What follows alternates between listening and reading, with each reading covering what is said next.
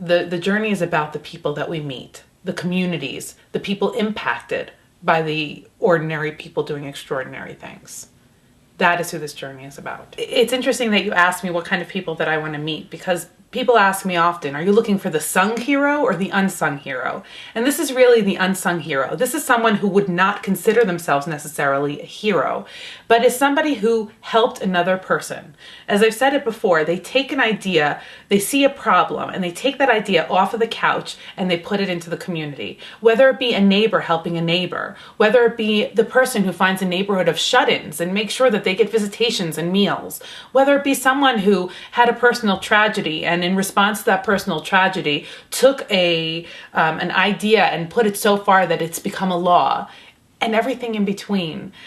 I can't even begin to fathom what types of people that we're going to meet, and I'm looking forward to that. That's part of the amazing part of this journey. We're going to learn what somebody else thinks is extraordinary.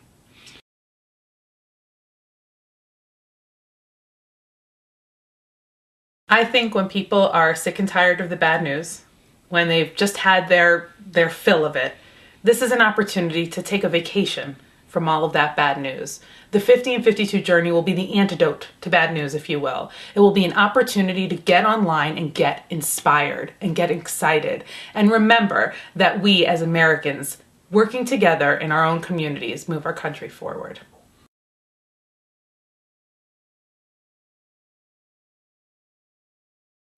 How we're doing this journey is an interesting question. I just left my job in healthcare. I was director of volunteer services at a 500-bed public hospital, and it was an incredible experience.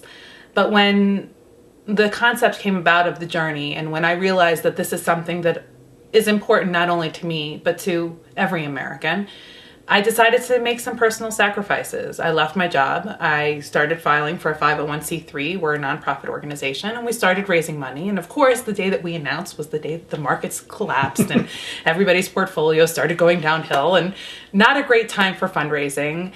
So I decided to make some personal sacrifices, liquidate some of my 401k money and put it into reserves so that I could continue living, continue paying for my kids' functional needs, my mortgage, my car loan, etc., and my other bills, and make this journey happen.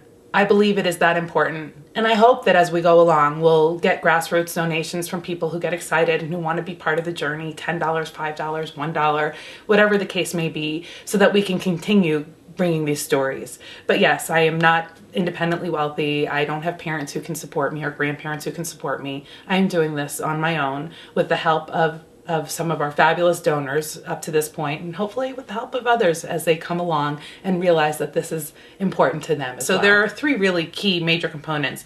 We ask you to nominate somebody in your community.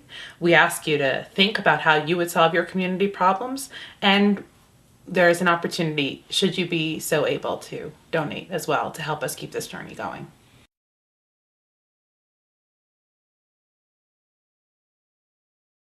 This foundation, this think tank without walls that we'll be developing at the back end of the journey, will take everything that we have learned and all of the inspiration that we have garnered throughout the year of 2009, and we'll put it into force where people can actively research these ideas, utilize these ideas, and put these ideas into solutions in their own communities.